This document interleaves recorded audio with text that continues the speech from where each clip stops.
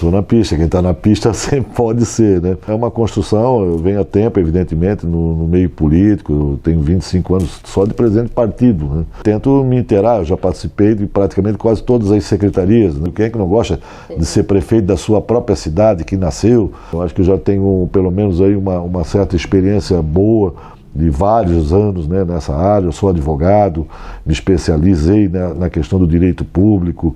Então, todo esse equilíbrio político, esse conhecimento administrativo, jurídico, faz crer, né, que teria essa possibilidade. O resto agora é saber se eu caio no coração do povo.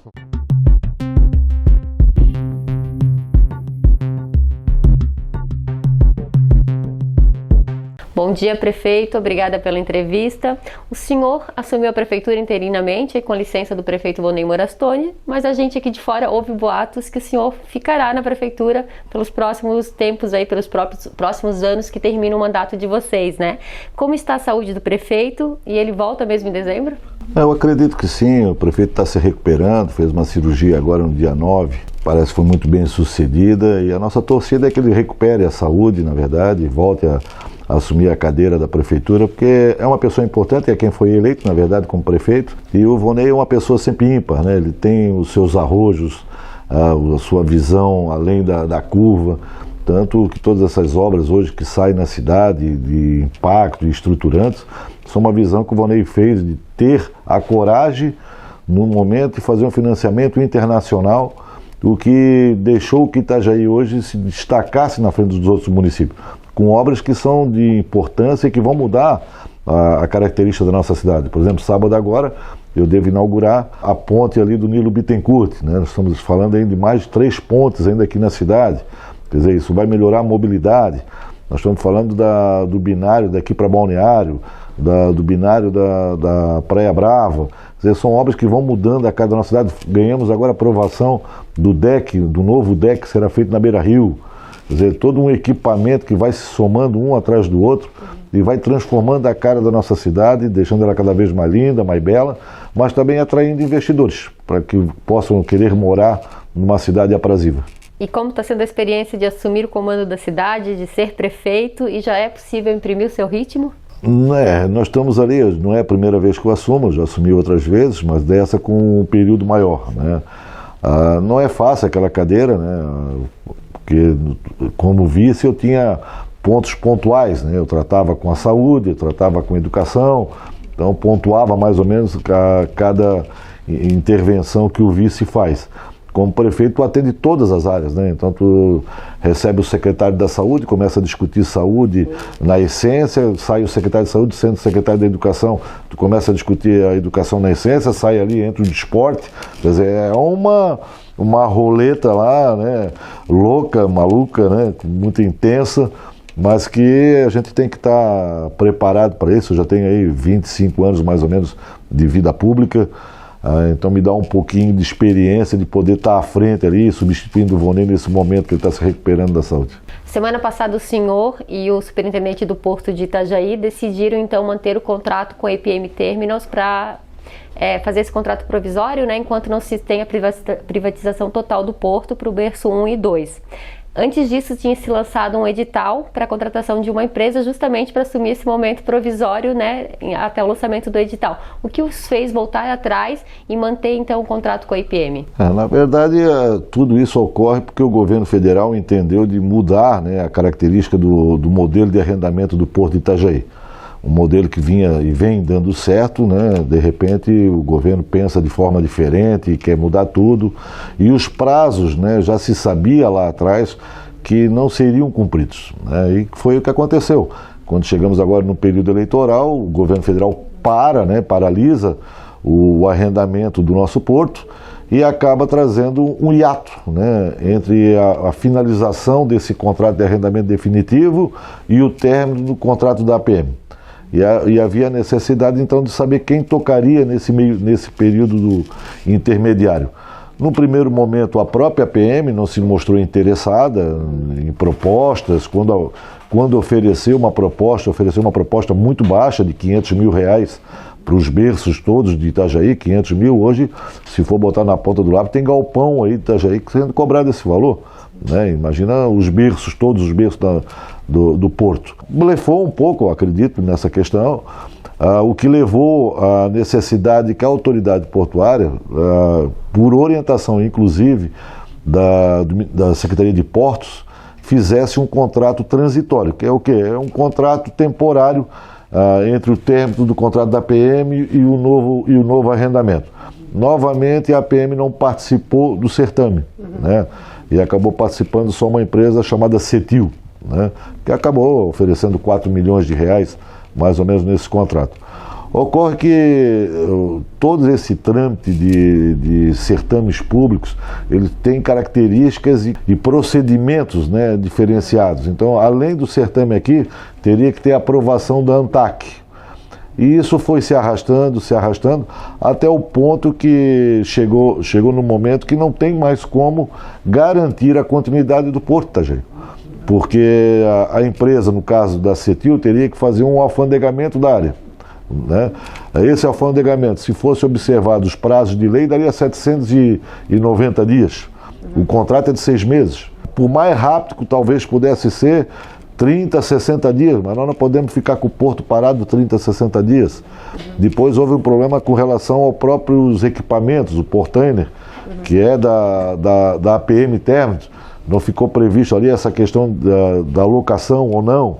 Então, por todo esse risco que a cidade podia passar, né, nós acabamos reunindo com a ANTAC numa grande discussão sobre as viabilidades, capacidades e principalmente a continuidade dos serviços portuários da nossa cidade.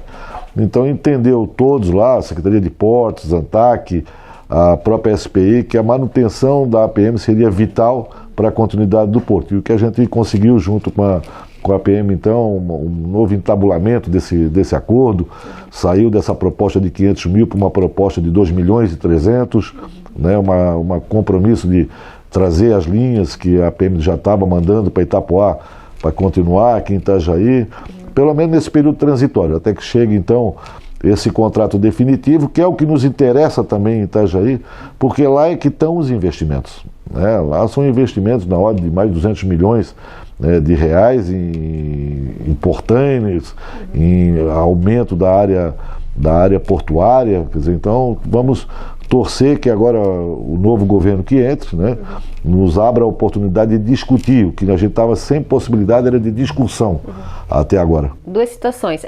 Do contrato de 4 milhões da IPM passou para 2 milhões, né? 2 milhões e 300. Isso. Não há um risco de se entrar na justiça por essa queda de receita e também não há um risco da própria Cetil judicializar a questão?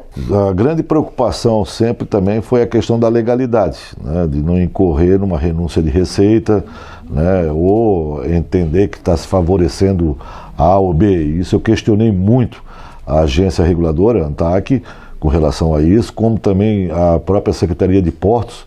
Afinal de contas, o porto tem um custo fixo ali que gira em torno de 12 milhões de reais.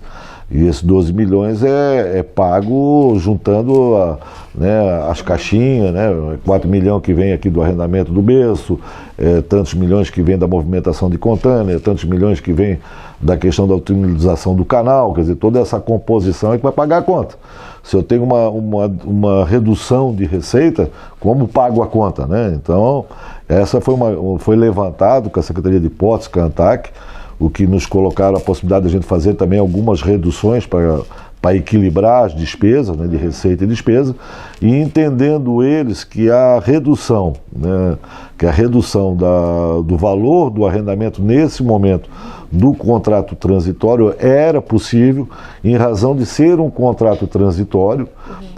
Não haveria, de certa forma, ninguém que tivesse interesse de tocar um contrato transitório porque correria o risco de não ter o retorno, né?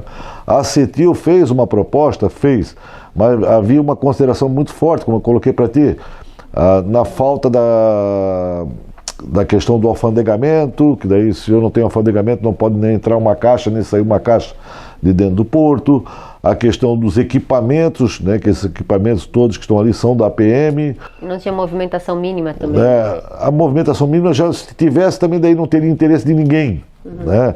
Mas a garantia de cargas, sim, né? De como é que fica essas cargas que estão operando aqui no nosso porto? Se vão junto com a PM, eu tenho uma garantia que elas ficariam junto do porto de Itajaí. Né? Em alguns momentos ficou muito claro ali que uma boa parte iria com a PM, sim. Então toda essa preocupação, né, com relação à continuidade do porto, né, e a movimentação, porque nós temos ali uma receita direta, que são do arrendamento ali do berço, mas nós temos uma outra que é indireta, que são os impostos, né, que acabam Itajaí sendo beneficiada com a questão do ICM, dos impostos que são tributáveis da movimentação de cargas. E isso representa para Itajaí um valor considerável, né, em torno mais ou menos 30% da nossa receita vem do porto. Então Itajaí também não conseguiria sobreviver sem essa receita, porque todo mundo sabe que quanto mais tu ganha, mais tu gasta, e mais serviço tu vai entregando para a comunidade, né? São creches, são escolas, são postos de saúde, né? Tudo aquilo que o município vai entregando tem um valor, tem um custo. Se eu tenho uma queda de 30% na arrecadação, como é que eu faço? Sim. Fecho escola, fecho posto de saúde?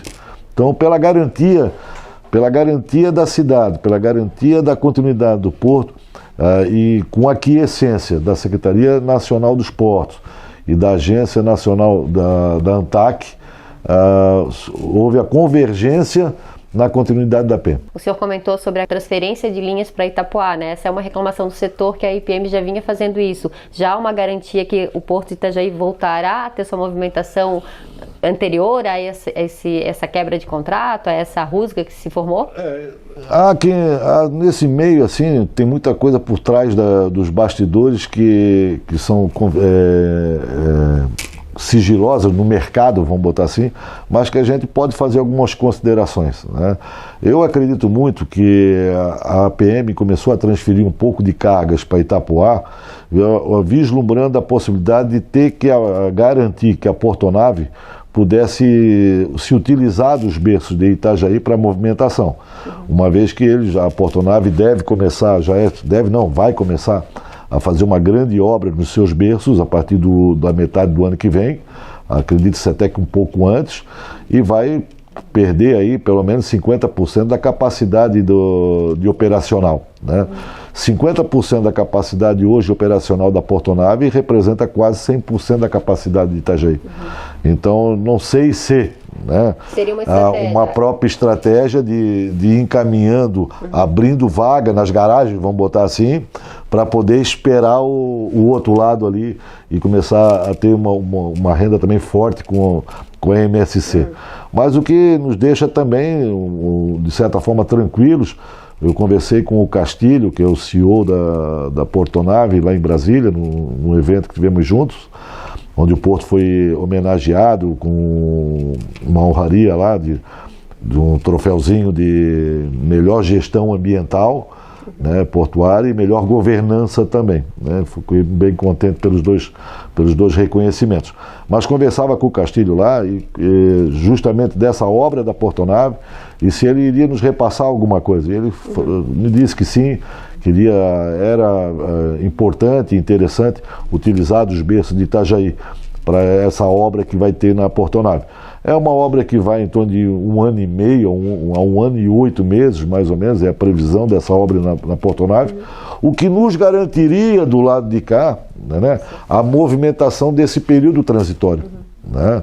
Porque a hora que entra o contrato de arrendamento definitivo ali, o de 30 anos, toda essa agonia também já dissipa, né? Porque as empresas que vêm são empresas com muito poder de fogo, né? E sabendo muito do mercado marítimo, e não vão dar ponto sem nó, vem aqui para Itajaí para fazer esse porto continuar crescendo. O senhor comentou sobre a falta de diálogo nesse momento que teve com relação ao edital de privatização total. Agora com a vitória do presidente Lula, o município de Itajaí pretende retomar essa conversa, ou já está definitivo, a privatização será total de... Não, nós vamos retomar a conversa. Inclusive lá em Brasília também tive a oportunidade de conversar com o Décio Lima, que está por lá, ele junto com a Ana Paula. coloquei já dessa pauta que é importante e vital aqui para Itajaí, porque não é pirraça, não é nada, né? A autoridade portuária para nós aqui em Itajaí representa basicamente o síndico do prédio, né? É o síndico do Rio Itajaí-Açu que vai poder, de forma isenta, organizar esse shopping center marítimo ali, sem privilegiar ou prejudicar ninguém, para que todo o contexto do nosso Rio Itajaí-Açu possa florescer de novos tupes, novos portos, novas empresas ligadas, né, à náutica, como estaleiros, isso e aquilo. Eu recebi semana passada, essa semana, duas empresas ali, a Raízes, que era a antiga ESSO, né, junto com a Petro, dizendo que estão se instalando aqui onde era o estaleiro ISA, né, para fazer um recebimento de líquidos ali, coisa e tal. Vai trazer uma receita violenta para Itajaí, quer dizer, vai ser navios que vão chegar ali ao ISA. Então o síndico do prédio tem que ser isento e oportunizar a todos poder crescer. Me preocupa muito um lado só comandar essa avenida, né? E aí ele se prevalece em detrimento dos outros. Depois do ponto de vista do equilíbrio porto-cidade, né? A nossa cidade aprendeu a conviver de forma harmônica com o porto, né? Mas há um equilíbrio sempre muito pesado, uma mão sempre pesada do poder público municipal para manter esse equilíbrio. A gente libera as avenidas para os caminhões, mas também, de outro lado, controla os caminhões, tenta dizer que não vamos engarrafar aqui a cidade, temos que respeitar a limpeza, a questão das vias. Todo esse equilíbrio, esse controle de equilibrar esse porto-cidade é da gestão municipal. Quando tu pega tudo privado ali, o cara não está nem aí com a gente, né? E aí eles virariam, em tese, poderiam virar as costas para a cidade e nem aí. E aí quem sofre? É a nossa população. Então Itajaí entende que, primeiro, o modelo que temos hoje, ele está dando certo, né? O porto cresce, o porto gera renda, gera riqueza. Tem vários portos no Brasil todo que estão em estado de miséria, falidos, quebrados. Por que não fazer o inverso? Levar esse modelo que é único aqui em Itajaí e que é case de sucesso. Acabei de dizer para ti aqui que a gente ganhou dois reconhecimentos de primeiro colocado, né, do Brasil em governança, em área ambiental, né, que recebemos lá na ANTAC, essa premiação. Por que não levar esse modelo para o mundo, né, para o país, para os outros portos? Por que destruir aqui? Agora, também sempre me chama a atenção de que quem estava à frente ali, e muito intransigente nessa questão desse modelo que entendia o governo federal, era o Piloni. E onde é que está o Piloni hoje? Iniciativa privada. Iniciativa privada, que é quem tem interesse de arrendar o porto, né? Me parece que vai lá, ajeita bem o espaço, a casinha, né? Denigre bastante, diz que é tudo muito ruim e depois vem para comprar, né? Então não me parece ser muito republicano, né, essa intransigência que o governo federal fazia, principalmente do Piloni. Prefeito, quem anda pela cidade vê que Itajaí está cheia de obras, né, como o senhor citou há pouco algumas delas, né? Porém, uma queixa da comunidade é com relação ao fato de as obras serem iniciadas simultaneamente e nem sempre ser concluída. Vou dar alguns exemplos. Sim. Os passeios públicos da Praia Brava, ali da Delfim de Pada Peixoto, que sofrem há 2 anos os comerciantes sem passeios públicos. A Avenida Marcos Conder, que iniciou, né, o processo ali de mudança e por enquanto ficou só na via, né, na mudança da inversão de sentido. A Praça da Igreja Imaculada Conceição. Por que a gente não termina as obras para começar as novas? Esse é um problema sério da gestão pública, né? A gestão pública, como eu falei, ela tem um rito, né, em lei que é obrigado a ser seguido. Um deles, a questão da licitação, né? Nós não escolhemos qual é a empresa que vai tocar a obra. A gente é obrigado a publicar o interesse de quem quer vir, né, tocar essa obra. E nem sempre a gente tem sorte com as empresas que pegam. Tem algumas que pegam que são muito velozes, muito aciadas nas obras que entregam, outras que vêm que já demoram, outras que vêm que começam e não terminam, né? A Delfim é um exemplo disso, né? Já teve lá 1 ou 2 licitações que as empresas que ganharam não concluíram. Acabamos de lançar agora, né, o edital de licitação, de conclusão da Delfim.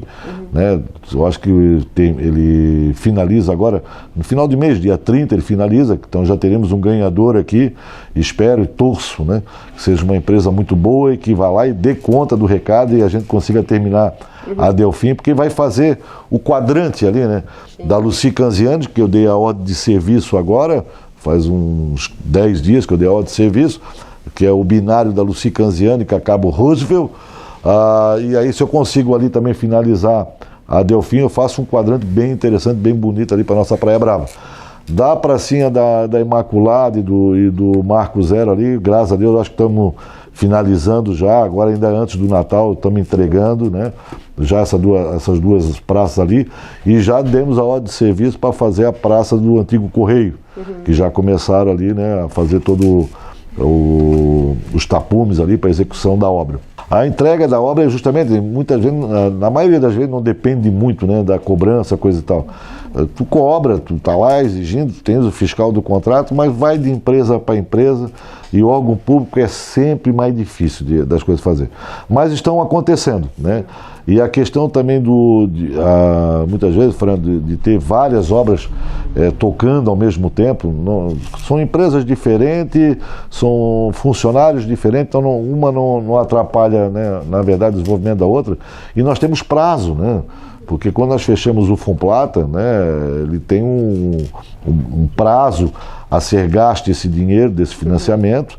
A gestão pública tem as suas demoras em licitar, aí licita, alguém não gostou, recorre, até que libere tudo, né, já come um prazo danado, né? Aí agora estamos acelerando, porque precisamos terminar todas essas obras contratadas com o Fumplata até o ano que vem, no máximo, né? É 2024 que termina o 2023? 2024, mas nós queremos matar elas ali em dezembro de 23, pelo menos está tudo entregue ali. São grandes obras, são aquelas assim, ó, vai faltando os detalhes, né? Eu estive lá visitando a via portuária, que é uma outra via, né? Entrar justamente nela. Uma outra via importante para nós, que desafoga bastante. Resolvemos fazer um plano B da via portuária, não era o plano original, mas que vai já resolver bastante, né? Ela está lá pronta, estive lá visitando, só está faltando agora para finalizar ali são as calçadas, né? Então não dá mais para entregar a obra pela metade, tem que entregar ela pronta, né? Tem uma lei, inclusive, que foi aprovada no nosso município, que não dá para inaugurar nada que não esteja 100% concluída. Então nós estamos terminando ali as calçadas, acredito eu, pelo que eu tenho cobrado ali, que uns 15, 20 dias finaliza todas as calçadas, e aí eu posso já inaugurar ali a via portuária ali, que vai dar uma outra mobilidade bacana ali para o bairro do Cordeiros. Essa parte que termina da via portuária fica só no bairro Cordeiros mesmo, a chegada pela BR até a ponte da Promenac. Isso, até a ponte da Promenac, já tem um projeto que nós estamos ali vendo ali, não me lembro agora se já está licitado ou não, que é de mais uma ponte que vai sair ali pela Nova Brasília, né? Então sai ali por trás da Promenac e vai acabar caindo na Caninana, né? Na Caninana, e aí desce pela Caninana. Mas são projetos que a gente fez para que, como estava muito complicado, né, e não andava, né, o projeto original, que seria fazer um grande elevado, né, por cima ali da Promenac e tudo mais, aí fica naquela coisa lá, tu não faz o ótimo, mas também não faz o bom. Então, não, vamos fazer o bom, porque já é um trecho importante, eu alivio sensivelmente o trânsito da Reinaldo Schmittausen ali. Se eu faço uma ponte pela Nova Brasília, eu também não ocupo ali a ponte que dá acesso ali ao bairro da Barra do Rio com Cordeiros, tiro esse trânsito por trás, quer dizer, a mobilidade estamos tentando consertar pelo menos com receitas caseiras, né? Semana que vem a gente vai ter uma votação importante na Câmara de Vereadores, que é sobre a regulamentação do projeto de impacto de vizinhança, Sim. né? Qual a expectativa do governo com esse projeto? Olha, na verdade nós temos uma grande apreensão, na verdade, com isso, porque depende do que cada um, na verdade, enxerga por impacto ambiental, impacto de vizinhança, né? Impacto de vizinhança, né, enxergar que eu posso ter comigo a decisão de ter um prédio do lado da minha casa ou não, né? E o pessoal está meio olhando por esse lado, né? O que eu posso restringir? Eu tenho direito de vetar ou não tenho direito de vetar? E, na verdade, o impacto de vizinhança não é isso, né? Eles são coisas que afetam a coletividade, não a individualidade, né? Então, a questão de tamanho, alturas de prédio, né? Se vão fazer um sombreamento na praia, ou se não sombreia a praia, ou aqui no Rio, que possa vir a afetar a questão do meio ambiente, né? Da fauna, da flora, enfim. Ou uma questão de risco, né? De alto risco. Eu vou botar aqui uma distribuidora de combustível, né? Inflamável. Sim. Isso pode ter impactos no sentido do risco daquele empreendimento. Ou uma fábrica de farinha de peixe, que tem um odor muito forte e aquilo vai atrapalhar todo mundo. Então esses são, na verdade, os impactos de vizinhança. O que me preocupa muito da gente radicalizar em alguns temas é impedir esse momento que Itajaí passa desse ciclo virtuoso, né? Quanto tempo? Eu nasci aqui em Itajaí, tu contava nos dedos quantos prédios tinha, né? Basicamente eu tinha 3, 4 prédios que eram na Hercílio Luz. Era o Catarinense, o Rio do Ouro, Julieta Lins e o Prédio Redondo, que era o Julieta Lins. Basicamente era isso, não tinha mais prédio verticalizado. Hoje eu saio de casa, eu olho para o nosso centro assim, rapaz, estamos parecendo balneário, está saindo muito prédio, né?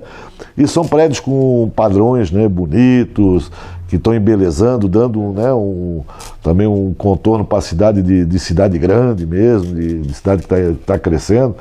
Tem que tomar muito cuidado nisso. Acho que ele vem justamente para regrar isso, né? Para que tu consiga ter, até mesmo para o município poder ter a regra, cobrar e dar ali uma... Mas a regra, ela já... Né? Mas aí é que vem assim...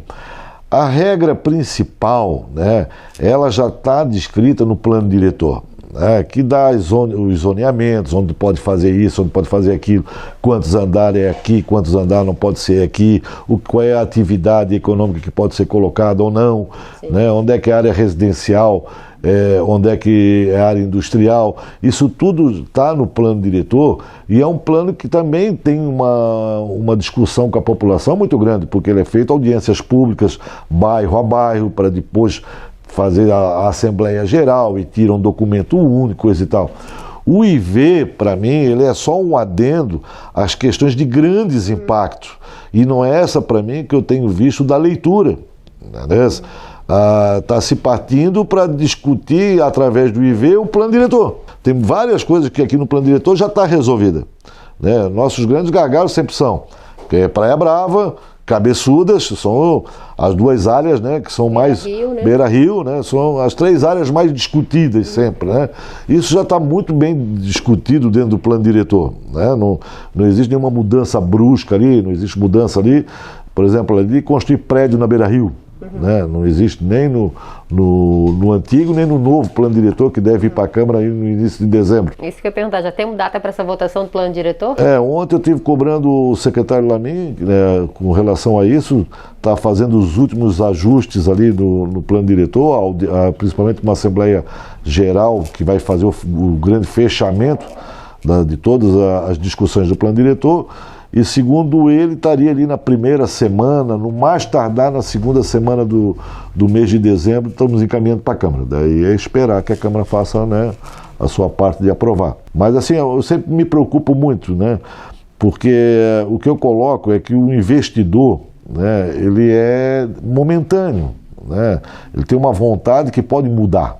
Né, e aí daqui a pouco a gente fica criando muitos embaraços, né, embaraços que não se justificam, na verdade. Eu digo que entre aquilo que a Praia Brava é hoje e aquilo que de repente vislumbrava muita gente do meio ambiente, seria totalmente diferente. E acho que hoje a Praia Brava nos traz um orgulho muito grande da forma que está lá. Existe uma consolidação de prédios, isso e aquilo, mas um prédio mais lindo que o outro. Eu não tenho condição de morar na Praia Brava. Mas nem por isso eu acho que o prédio não devia estar lá, acho bonito, né? Traz uma qualidade, traz um público diferenciado. Entramos hoje, eu acho que aqui no litoral, nós já estamos batendo Balneário Camboriú no nível da praia mais importante, se Balneário ou Praia Brava. Eu tenho visto muitos falando aí fora Praia Brava, né? Então isso é um orgulho para nós itajaienses, passamos a ter uma praia também, né? Falando do ponto de vista turístico, né? Isso acontece pelo desenvolvimento, nem sempre manter o Estado Sacó, o Jardim do Éden, né, é um grande caminho. Mas o senhor acha que a questão ambiental da Praia Brava, ela está contente, ela foi respeitada assim mesmo com as construções? Eu entendo que sim. Hoje se tu pega ali, não é qualquer um que consegue construir na Praia Brava, né? Dependendo das áreas ali, para te construir um prédio ali que vai ocupar em torno de 400, 600 metros quadrados de base, vamos botar, né, que vai subir a torre, tu tens que ter um terreno ali de 5 mil metros. Né? Então tu olha que tu estás utilizando 10%, né, do terreno. Entre um prédio e o outro tens que ter, se não me falha a memória ali, 15 metros de recuo entre um prédio e o outro. Se tu pegar os dois lá, dá 30 metros. Então, Balneário, a Praia Brava jamais será o que ocorreu em Balneário. Né? Um prédio colado no outro, aquele paredão de concreto. Lá na beira da praia não pode ter construções elevadas, são construções baixas. Então, eu acho que sim, eu acho que a gente está sabendo interagir, né, com o meio ambiente, com o turismo e com o desenvolvimento, de uma forma razoável. Nem tanto ao céu, nem tanto à terra, né? No intermediário, que sempre é o melhor caminho. Prefeito, Itajaí tem registrado ocupações em frente à Marinha do Brasil desde a semana após o resultado das eleições, porque muitos não aceitam a derrota nas urnas do presidente Jair Bolsonaro, né? Como o senhor avalia essa situação? A gente recebe queixas das pessoas que querem usar aquele trecho e não conseguem, né? Por conta da ocupação ali, que tem filas do ferry-boat, os comerciantes do mercado, daquela redondeza que alegam que houve queda na arrecadação, na venda, né? E o pessoal da cultura, inclusive com agressões que sofreram na última semana, também reclamam bastante porque o mercado público, aquele entorno sempre foi usado como uma efervescência cultural de Itajaí, né? Como o senhor avalia essa situação que a gente está vivendo? Bem, vivemos tempos difíceis, né? Tempos esquisitos, né? O descontentamento, né, por candidato do A ou B ter tido êxito ou não êxito nas urnas. O meu, por exemplo, perdeu lá no primeiro turno, né? O meu era o Ciro. Né? Nem por causa disso eu fui lá me manifestar porque o Ciro não ganhou, né? Ou achar que as urnas não foram confiáveis. Eu digo que toda manifestação tem que ter uma pauta, né? E que essa pauta seja lógica, né? Porque se eu for contestar as urnas, Santa Catarina deu 70% para o Bolsonaro, né? 75% de votos para o Bolsonaro. Então tá errado. Ou está errado só porque o Nordeste não deu esse mesmo percentual. Então aqui no Sul ninguém mandou urna falsificada. E que já se sabia que o Sul sempre foi muito forte à direita, né? Pela lógica de Maquiavel, então viria para o Sul essas urnas, né? Para dar uma quebrada nessa conta aqui. Mas não foi, né? Deu 75%.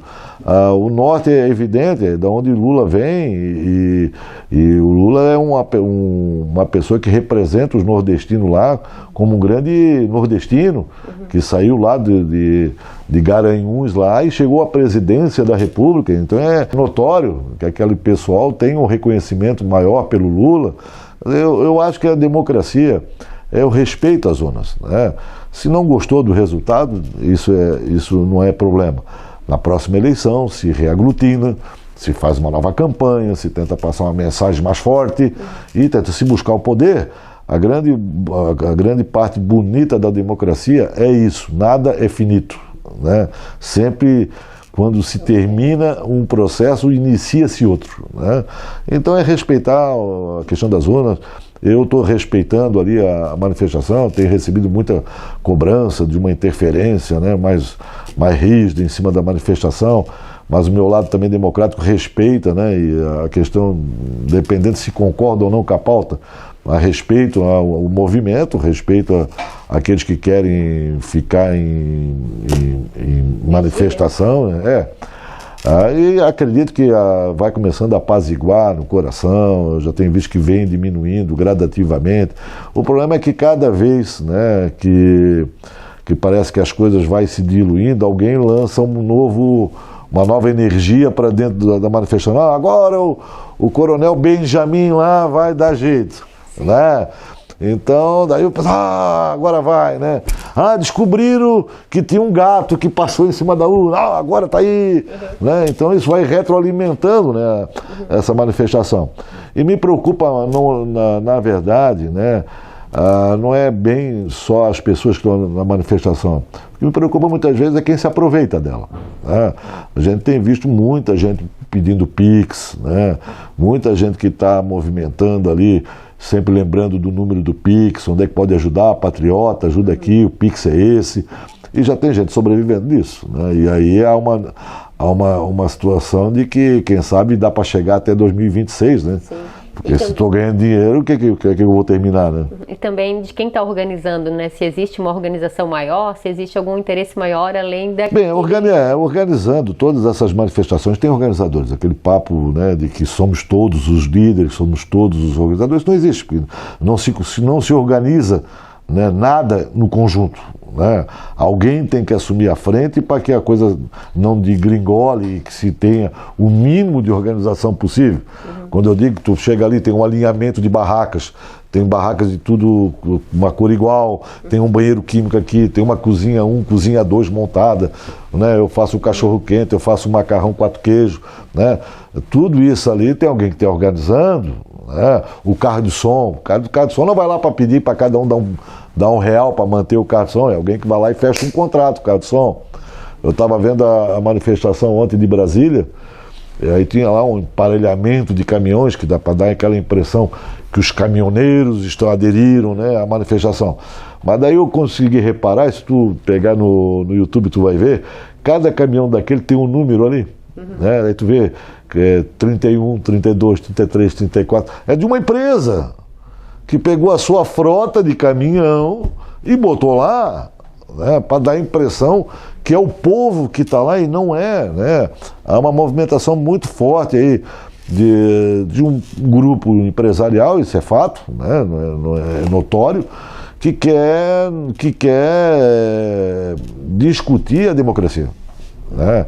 Quer romper, na verdade, fazer um rompimento institucional democrático, né? E isso é absurdo nos tempos de hoje, principalmente falando do Brasil, da democracia, do mundo, né? Ou alguém acha aqui que alguém vai topar golpe lá fora? Não dá. Sobre risco de isolamento do país, né? Aí a gente... Só que o problema é o seguinte, para alguns, quanto pior, melhor. A gente nunca pode achar que alguém... não, mas ele não mandaria eu fazer isso. Às vezes, em alguns investimentos, quanto pior, melhor. Então eu acho que o caminho é o caminho democrático, é o que a gente está balizado desde a República, né? A horas a gente ganha, a horas a gente perde. Eu já ganhei eleição, eu já perdi eleição, e já perdi minha eleição por muito pouco, não é verdade? E não dava para chegar lá e sair fazendo desconfiança ao processo eleitoral. Não, respeitar, né? Respeita-se aquilo que veio da urna e se prepara para o novo embate. Além dessa situação dos acampados, a gente viveu aqui na quarta-feira, né, a publicação então de um edital com ameaças terroristas contra a mostra cultural que acontece em Itajaí de quarta até sábado, né, a mostra Haiti, né? Eu não digo nem terrorista, eu digo nazista mesmo, né? Porque ali são palavras graves que são suscitadas na carta, como questão de raça ariana, né, que Santa Catarina é um estado de branco, que não tem lugar para preto, né, e que vamos matar todos, né, se não liberar os nossos companheiros. O que me assusta muito, Fran, é que hoje vivemos tempos rasos, entendeu? Assim, muito eloquentes, né? A rede social, ela proporciona isso. O Ciro já dizia assim, em algumas falas do Ciro, que o doidinho do beco sempre existiu. Mas como todo o bairro sabia que o doidinho do beco era doidinho, tudo que o doidinho falava não tinha muita repercussão. Hoje, com a rede social, os doidinhos se encontram. E aí não é mais um doidinho, é uma legião. E que acaba arrastando, né, outros numa frase colocada, numa vibe que entende que virou vibe, e daqui a pouco isso começa a se tornar um grande problema. Essa questão da carta de ameaça, eu não fiquei preocupado com relação à ameaça, porque a gente sabe que é na grande maioria das vezes, é cachorro que late e não morde, né? mas de alguém começar a gostar, tanto que a gente discutiu ontem com o repórter se ele queria fazer uma matéria ou não. Assim, olha, eu acho que quanto menos a gente publicitar isso, melhor, porque vai que alguém começa a gostar disso. Né? Vai que alguém se identifica numa vibe dessa e daqui a pouco a gente tem uma turma aí de jovens, sei lá, achando que é bacana ser skinhead, né? E pegar preto por aí, pegar índio, matar quem não é puro. Essas coisas esquisitas que a gente vê na TV lá fora, nos Estados Unidos, na Europa, que de vez em quando entra lá um louco lá dentro da escola e metralha todo mundo, não nasceram da noite pro dia lá. É um processo justamente de coletividade, de frases colocadas, desconecta da questão social, né, de valores, coisa e tal, e que um grupo vai se retroalimentando daquilo até um ponto que ele explode e vai para fora.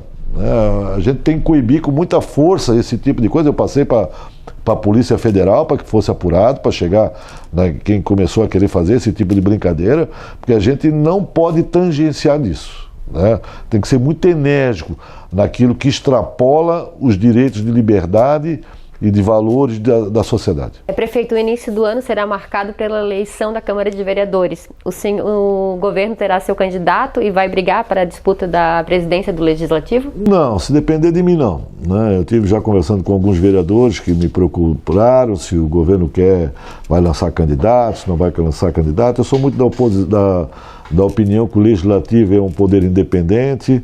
A eles cabe fazer a discussão, saber qual dos seus pares que vai comandar a casa.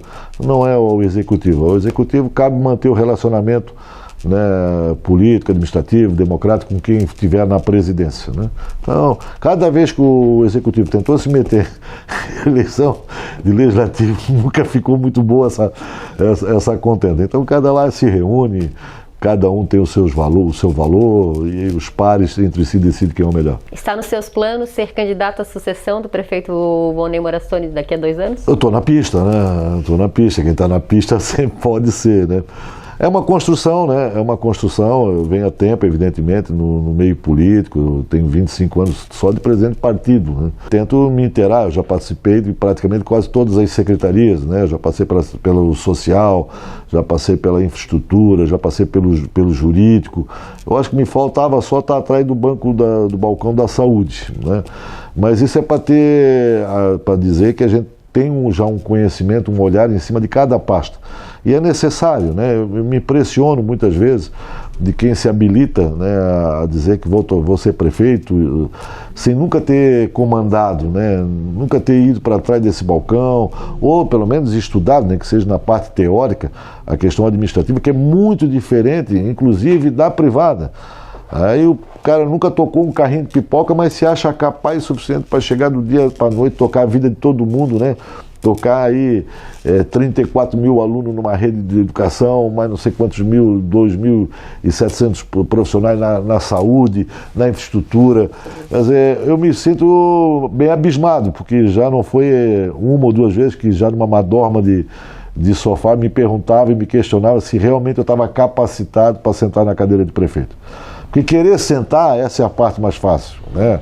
É o holofote, o glamour, o orgulho. Quem é que não gosta de ser prefeito da sua própria cidade, que nasceu, né? Essa é a parte boa da cadeira. A parte responsável é saber se realmente a gente está preparado o suficiente para do dia para a noite tocar. E o senhor hoje acha que está preparado? Eu acho que sim, eu acho que eu já tenho pelo menos aí uma certa experiência boa de vários anos, né, nessa área. Eu sou advogado, me especializei, né, na questão do direito público, tenho, né, uma convivência muito na questão política, que a administração pública também vive esse outro lado, né, esse bioma entre o administrativo e o político, porque senão também tu não tens o apoio, não tendo o apoio político também a coisa não anda, dificulta, trava. Então todo esse equilíbrio político, esse conhecimento administrativo, jurídico, me faz crer, né, que teria essa possibilidade. O resto agora é saber se eu caio no coração do povo, como dizia o ex-vereador Eloy, né, o falecido vereador Eloy. O político que ganha é aquele que cai no coração do povo, né? Então, se eu cair nas graças do coração do povo, quem sabe aí sou candidato à sucessão. Se não, eu vou para casa, vou para o meu escritório, tocar minha vida.